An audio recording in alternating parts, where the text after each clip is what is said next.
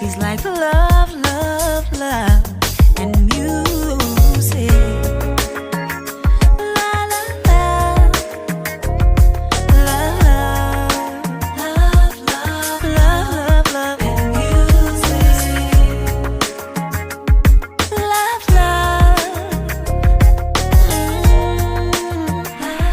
Love, Hello, everyone. Thank you for tuning in. I am Jay Lee. This is Jay Lee's Corner.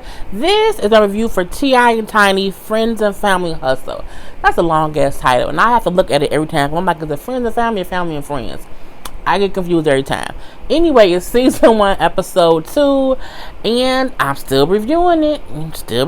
So we shall see how long it's gonna be. If you have not done so already, please take a moment and subscribe to my channel. Okay. Hello to my J Birds. Okay. Do not forget to be an active subscriber, to be an active J Bird, which just means to comment, like, subscribe, share.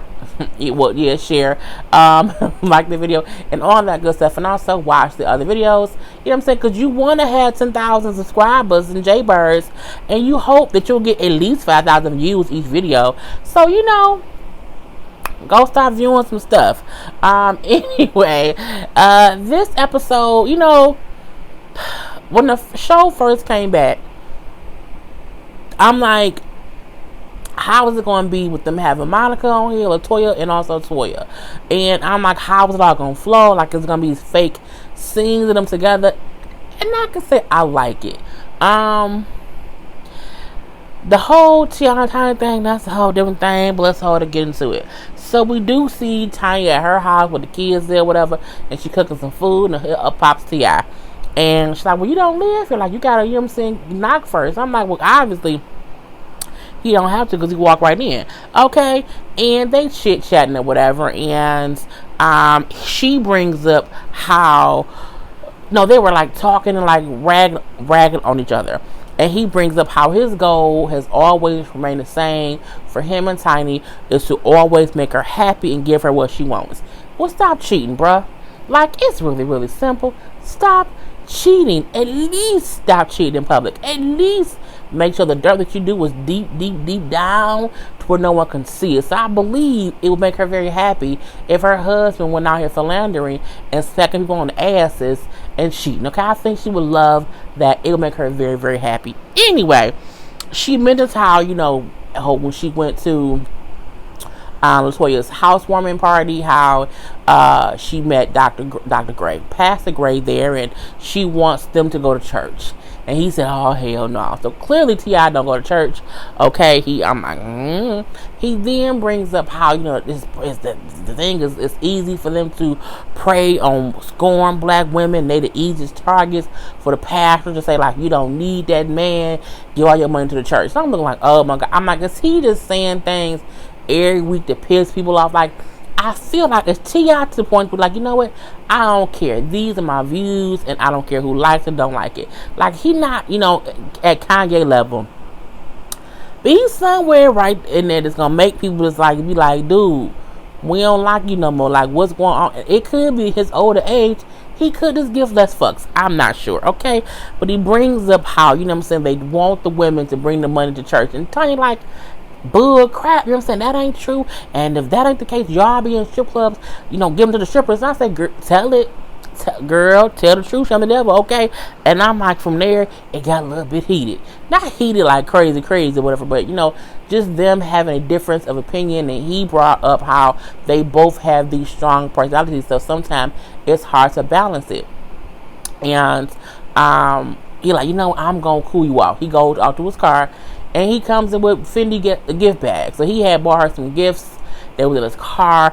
And he brings up how, he was already planning to give her those gifts, and he didn't do that just to get out of, that argument. But I'm like, he just walking around with Fendi gift bags in his car. You know how much you have to fuck up with somebody to have to always just have some gifts sitting around, to get them at some point in time? Boy, bad. And she like, well, thank you. So he said, well, do I still have to go to church? She says, well, yes, I still want you to go to church, but I also want my gifts. And even the son, King said, Mama, don't fall for it. And she's banana in the tailpipe all day. And, but she also brings up how I don't necessarily want him to mess up and give me gifts, but I do like the gifts he gives me. Well, I mean, that's why he has a habit of fucking up and buying you gifts. Because, you're going to like them. But, it was some cute little stuff and whatnot. But again, I say all the time, T.I. and Tanya's relationship is different, okay? They have some kind of understanding. And for some reason, they are still dealing with each other. Let's just say that. So, we do see Monica and Toya meet up. Well, no, Monica and LaToya. I think, say the right word. Monica and LaToya meet up. They bring up how they've known each other since they were around 14 back in the day when she was singing Miss Thang and LaToya was in Destiny's Child a long time ago. With LaToya being pregnant now and Monica being pregnant a long time ago, she brings up how people was telling her when she was pregnant before, being pregnant, you can't be in this industry, you can't be sexy and be a mom, you can't have kids and have people want you, whatever. And if you have a kid, your career will basically be over. And she said, well, 13 years later, because I think her oldest son is 13, 13 years later, I'm still out here working, being a mom and also being a wife and being sexy. So, what they say don't matter. Like, as long as you have the drive to do what you want, it's gonna work out, okay? Now, on the other hand, LaToya bring up how for her, she's still trying to balance being a newlywed with her new husband, also having to balance being a stepmom to his daughter. His daughter lives in, I think she's at Dallas with the mom, so they're always traveling back and forth for him to be able to spend time with his daughter. Because I'm assuming before Toya came around, he was probably able to openly go see his daughter when he wanted. It wasn't about having a whole wife to have to either take with you or be sure your wife is okay, and especially now when your wife is pregnant. So she said, for her, she also realized that he is having to, balance, the back and forth thing between seeing his daughter and being back and forth and then being newlywed. She said, I have to understand that he's also trying to figure things out too. And I'm like, this is interesting. We're going to talk about this a little later. So we do see T.I. hanging out with his sons. Well, the oldest was not, who wasn't there? Major was there. He was with King, Messiah, and Damani. Messiah, let me take a sip.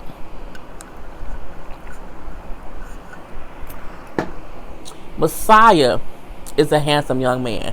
And Messiah is going to get some women some trouble when he get older. Because, I remember when T.I. was younger, he was so cute. Not saying he's not cute now, but, what I'm saying, I feel like when Messiah in his, like, mid-20s or late 20s, he going to be so cute. But he a kid right now, so I can't, it's weird. That's even a weird thing to say. No, I think he's 18. He's 18, so I can say that. But still, when he gets older, I wouldn't date him because he's a kid. He's a whole ass kid. But if Messiah, I'm 36. If Messiah was like 27, I would like, what I'm saying? I'll do Messiah. But he a kid now, so I can't think that way. But he gonna be something else when he get up in age. Anyway, he's saying I had to think about that. He's talking to his dad and his brothers because he's about to go off to college.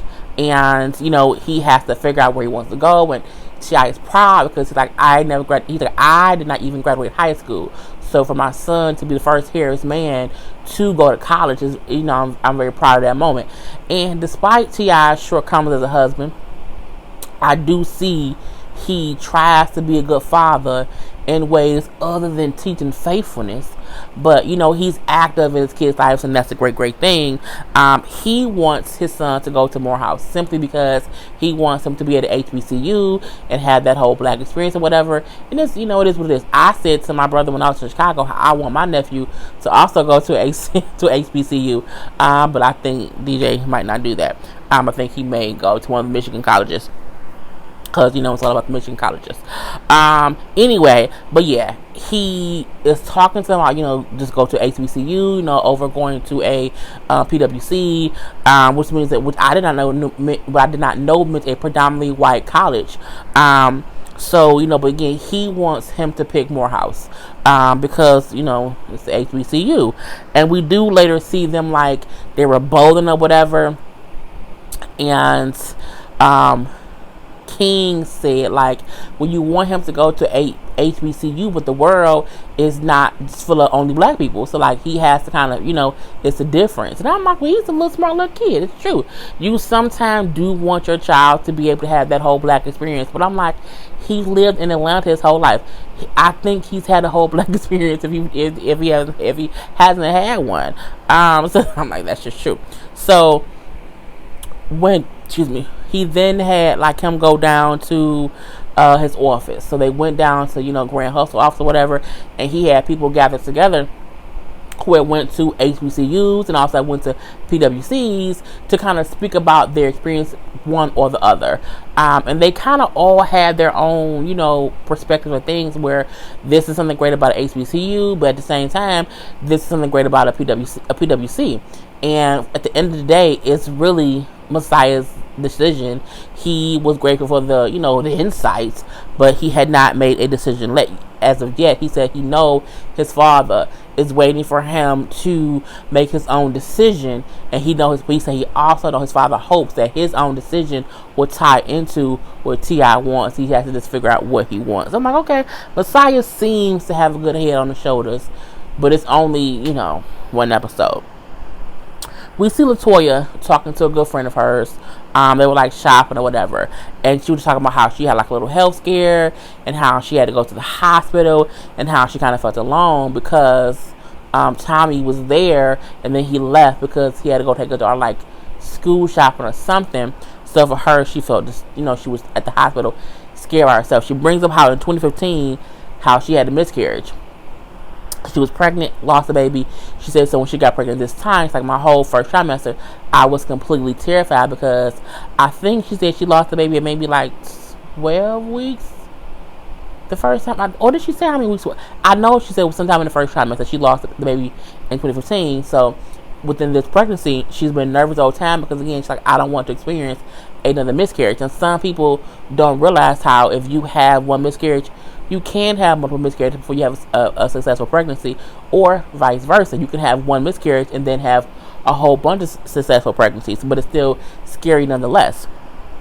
So she said, for me, it was hard because I was just so scared there by myself, and I felt like, he was in and out because of his daughter, but I can't really say stuff like that because, again, it's hard. She said, I feel like at times he doesn't realize that it's not just him and Madison anymore. Like, I don't think he could fully realizes that it's also, he has a whole wife and a new baby on the way, and it's hard for me to talk about that because, you don't want to be that little nagging wife or whatever. So she's like, it's a learning curve that she hopes he's ready for, that, it won't, your main concern can't be for only that one child because you have a whole new one coming, and not only that, you have a whole me coming, but a whole me here. So you have to be able to prioritize, and and this is gonna sound fucked up, but you can't put that one daughter over everything else. Like, I do feel like, if your wife who's pregnant is in the hospital, you will have to put off taking your daughter school shopping. Like, that would just have to happen because I would not want to leave my spouse in the hospital. Like, I just wouldn't.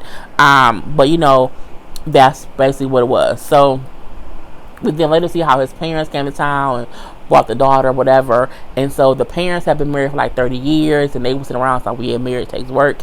You just have to be, communicate a lot and, talk about things, that's kind of the key, to keep the lines of communication open. So when he go put his Madison in the bed, his mom, the parents are talking to LaToya. And she asked, like, well, how you been doing? I know you had the little pains or whatever. Like, what's going on with that? Well, I had to go to the hospital. Like, I was in the hospital for a little while. It's like, and I was terrified. When she brings up how Tommy had to leave, and the mom said, and you was real stressed when I'm gone. She's like, well, yeah. And she's like, was you there by yourself? She's like, well, yeah, I was by myself, so I was really, really scared. And the mama said, you have to tell him how you feel. Like, don't feel like you have to hold that in. Like, communicate that to him so that because he needs to know. She said, because sometimes men don't think how we think. So while you would think he would know, no food. You need to stay here with me. He don't think that way because men just think differently. And I wholeheartedly agree. Some men do not have common sense in certain situations. Some women don't have common sense either in situations where men think one way. You know what I'm saying? So it goes both ways. However, in that situation, he probably didn't think nothing about that. So when he come back in, like, hey, you know what y'all talking about or whatever. And then she's like, well, yeah, this is, different things or whatever. She's like, even how when we had, and it kind of jumped from one thing to the other. She brought up how, we have things to talk about, how you kind of don't want me to cut you off and not respect you enough to not do that. She said, but however, when I start expressing myself, you will cut me off. And he said, well, yeah, because sometimes you just go on and on and on. And I'd be like, what you keep going on about? And she's like, well, that's the point. Like, sometimes I'm expressing myself because I'm going through so much in this pregnancy. Like, my hormones are crazy, and sometimes I just have to say what I need to say. And so he said, well, yeah, but sometimes, you go all left. And he said, you go all left and start, grabbing the ear. And I'm like, grabbing the ear. He'd be like, but I'm like, you know what? I do that too all the time. I'll be grabbing the ear. And so, he like, when you do that, it get to be too much. And I'm like, I don't want to have, that kind of dialogue or whatever. And so I kind of shut things down. And then she was about to say, well, you can't do that because, I need to be able to voice it. And I think she did that. And he said, see, Pop, let's just leave because it's getting extra. And he got up and walked away. And she's like, see, you walking away like right now. So, I'm like, you know what?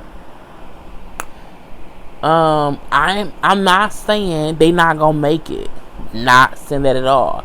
But you can tell they a new couple. You can tell they didn't date long.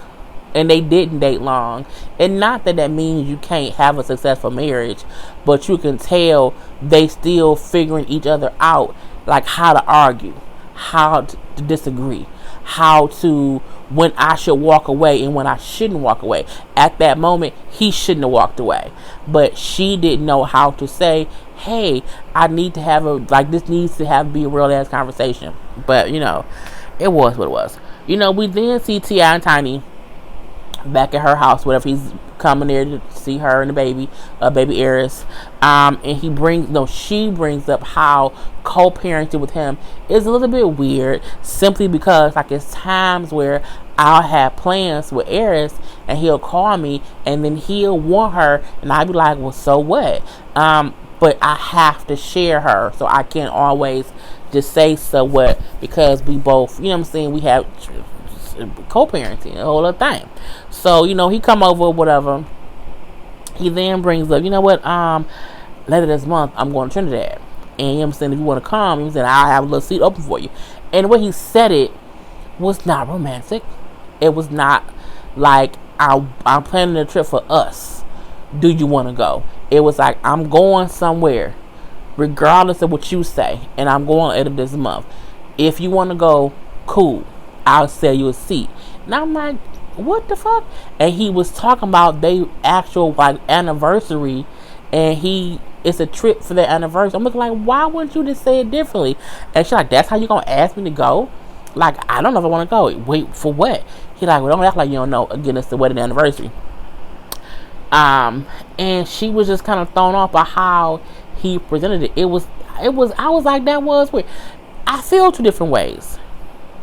The way he suggested it was some bullshit. Okay, it was not romantic. However, I also get, your dude. You know what I'm saying? Like, some dudes are not the ones like, baby, I love you so much, and I plan to getaway for us. I booked us a private jet to Trinidad. I booked us a private spa room, resorts to relax and to rekindle our like. Some people don't do that. Some dudes, they had the best intention when they say, hey, ma, I got you a lobsterita drink. Oh, that's it? Yeah, that's what I got. And that means you was thirsty, but I know you like lobsterita drinks for Red Lobster, so I wouldn't got you one. But it's a way to say things, but you also know how your person talks and what it means. Like your friends, if you'll be like, hey, bitch, she not calling you a bitch, she just being friendly. So I do feel like, on a second note, she know how he talk, and he may not always talk romantically or whatever, and it wasn't like a big issue, but at the same time it was, because T.I., you fucked up. Everything you said to her should be romantic. Everything.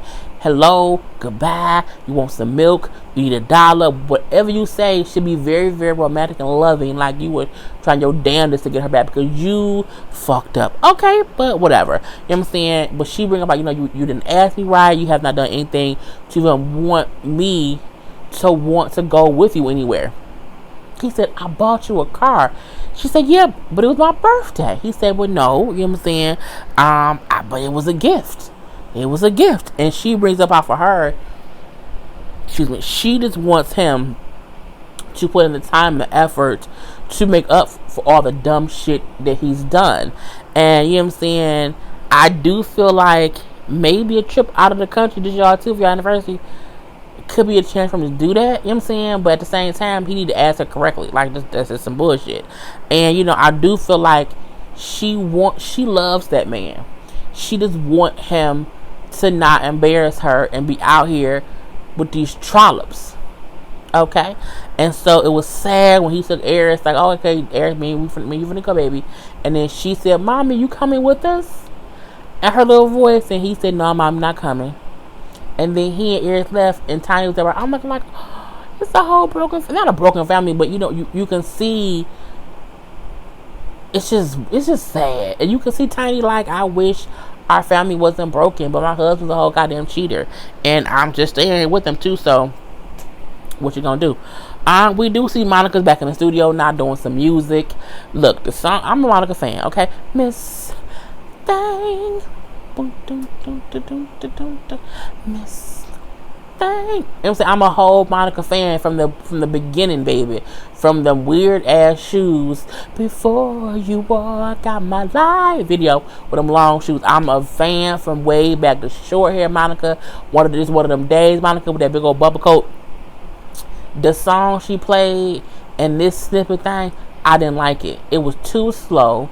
It was too serious. It seemed like a song for a soundtrack about women who end up dying, robbing the bank. It could have been on Set It Off. Okay, it could have been the whole Missing You song too. It was just too slow and too sad. I don't want Monica to be like she ain't got to be like a Sierra, leveled up thing. But I just want something that's not like gonna put me to sleep. Like, I don't want to, to get real tired listen to it. So I'm like, that song wasn't it. Okay, it wasn't it at all. And I feel like Monica, who was an excellent R&B singer, there's a middle ground that isn't like slow ass, old ass music, but it also ain't trap music. I think it's the whole middle part. And you know what I'm saying, she was there working with her cousin Polo the Don, who's a producer, and she like, well, I can do something a little bit sexier or whatever too, to have a whole mixture on the album. Like, it won't just be these slow love song ballads. And he like, well, I don't know, like, if people really want to see like sexualized. I do feel like Monica can, like, the song Love All Over Me I love that song. Was just slow enough but fast enough and with enough spunk to make me listen and be like, I got love. You know what I'm saying? All that stuff. That song she played, I'm like, that shit, I'll be asleep. Like, I don't want to be asleep. So there's a middle ground. She brings up how, people think because they don't see her all on video twerking and being crazy that she don't have that in her. She's like, I just twerk behind closed doors, you know what I'm saying, with my husband. And it's different. And I'm like, I don't need Monica up here twerking, but I would like to hear like this some upbeat or just something, you know what I'm saying? I did not like that song. And if she gonna have, I wouldn't even want that song on the album. Just trash it. Anyway, you know what I'm saying? But she said she working on something new and she gonna come back with something new, and it's great. So we do see Tiny and Toya meet up, and she basically brings up how Tip asked her on the anniversary trip in a bullshitty ass way. You know what I'm saying? And I just didn't like it. And so Toya said, you know what do you really want from him? Like, what do you want him to do? And I said, that's a good ass question, okay? And she again said, I just want him to work harder and put in more effort. You know what I'm saying? That's not so much to ask based on what we've been through. She brings up has, for the past 18 years, of course, they have had situations that has happened that, you know, their marriage has not been without strife. But, you know, she's like, you know, I've had, like, you know what I'm saying, push a whole chick out the way, because sometimes they be too much. So you gotta just move, bitch. You too close, because them groupies sometimes get beside themselves and think they can just openly, you know, be her husband, and it's some bullshit. Like, so I've had, like, you know what I'm saying, go home, bitch, out the way. So she says, I feel like I want us to be together as much all the time like we were back in the day. You know what I'm saying? She's like, now all of a sudden, people who are married are like, now they're like always with their spouse. And we did that before, and now we're not always together. So I feel like I want us to be back partners, and maybe that can help some things or whatever. And then, you know, she then said, I don't even see, you know, some of these girls be like, oh, he getting a divorce, he's open, you know, he's open to, you know, take or whatever, and I don't even see why they want him. And I said, well, hell, if you don't see why they want him, then why do you want him, Tiny? If you can't see why another woman wants your husband, why do you want him? At the end of the day, T.I. is T.I., okay? He is very fucking attractive. We have heard he has a big dick before. You know what I'm saying? He's rich. Groupies want that, especially if they've seen how much money he's put into you. They may be like, you know what I'm saying, I want him to do that for me too, and I'm gonna put up with the bullshit. I'll put up with the shits. I wouldn't at all. I mean, I might sleep with him one time if he was divorced, but I wouldn't like be with T.I. Like, T.I. is a whole little slut out these streets. It's just stupid. I don't got time for that. So, you know, Toya then brings up how, no, she brought up how at the time that he was on camera specking or going on the ass, they were on the outs at that point in time. Like, she had kind of said, I don't want to do it. So the timing of it was like he wasn't really, they weren't really together. So it's almost like saying, well, he wasn't really wrong for doing it. But I say, well, he still was wrong. You know, Toya bring up how, well, maybe he did that to get your attention. You kind of was leaving him alone, so to get your attention, he went out and did something that got out publicly, and, you know, it got your attention. So you got the whole world's attention, and it did. But, you know, it was what it was. We see the scene with Tommy and LaToya talking or whatever. They had that whole argument that they in the bed talking or whatever. And, you know, she like, I want to have a long thing in the mirror, so I want to talk through this issue with my husband. You know what I'm saying? They both kind of bring up how they have both been dealing with a lot. Okay? Because they dated for a short period of time. They got married. They then got pregnant. You know, they moved to Atlanta. The daughter, back and forth thing. So it's a lot for them both to get acclimated to, and it's a lot of changes within your first year of marriage. It really, really is. Because she got pregnant like on the honeymoon, like she got pregnant right after the honeymoon. So, and that's why some married couples say they don't want to have a kid right and to get married, because it's so much change. So, you know, he like, well, you know, if you feel some kind of way about something, like, you know, we can talk about, like, you know, feel free to talk to me about it. It's 4 a.m. Where the fuck did the time go? Lord, check out like 2 more videos to do. She's sober. She brings, I thought the time was, I just saw it.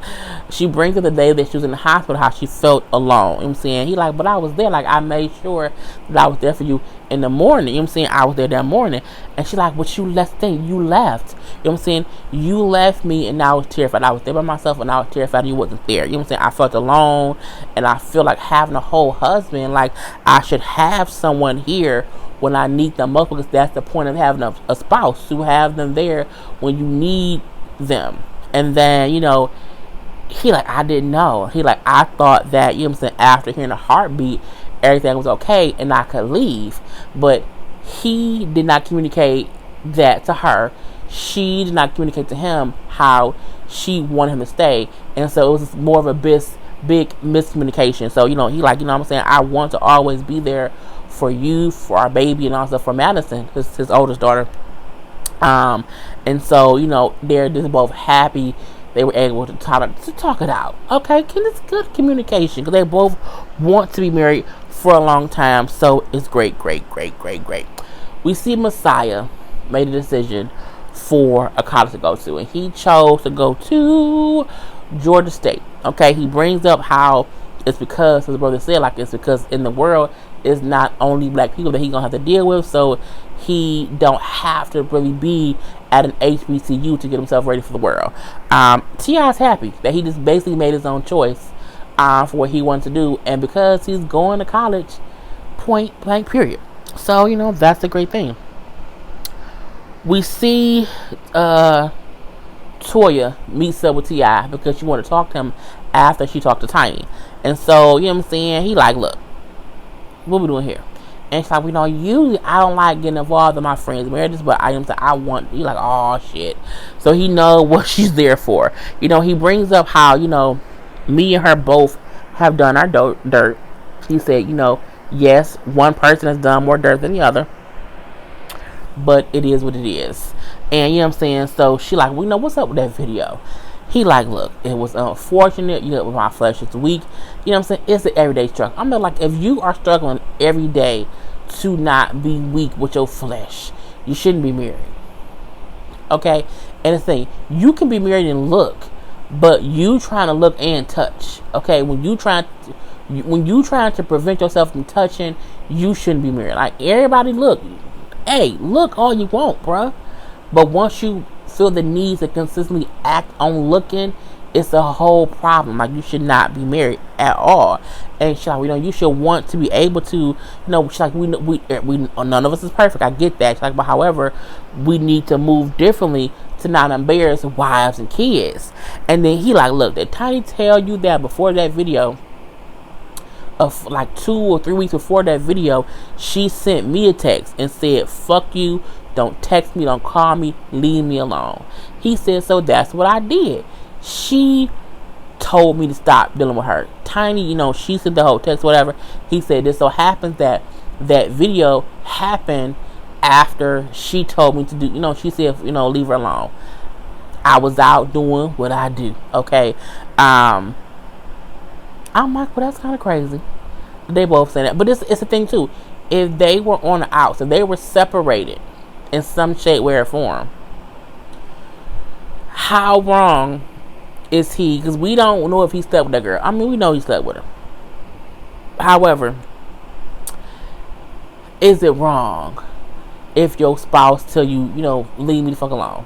That you go out and do whatever. I don't know. Married is married. If you're not divorced, you're married in the street anyway. But you have to also realize she told her husband, who she know has a wandering penis, to basically go wander. And he wandered his hands on someone's ass. Okay?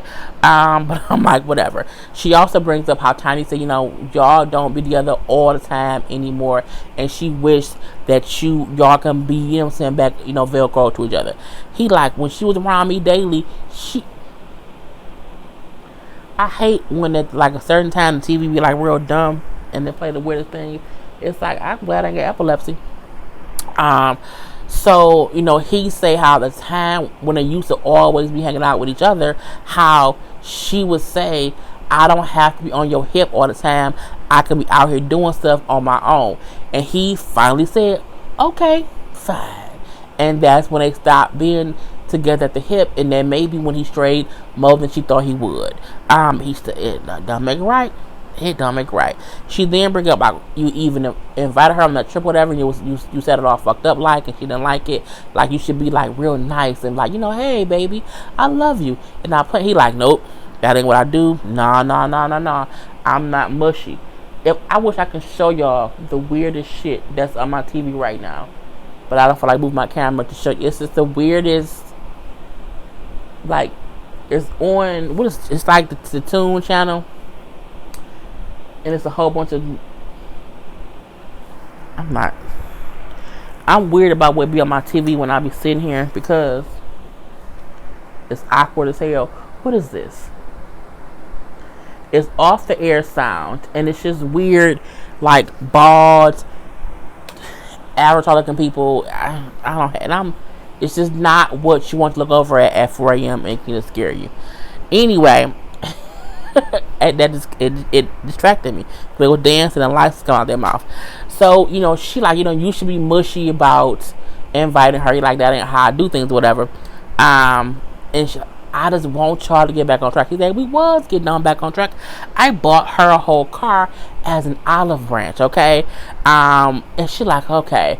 She like, they supposed to be together. Like, they just made for each other, you know what I'm saying? Neither of them is going to leave the other one because they make each other happy.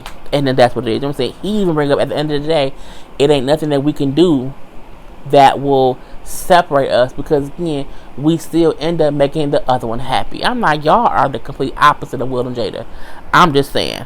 Anyway, we see Aries has her whole nail polish line party or whatever, but it looked like one nobody there besides Toya and T.I.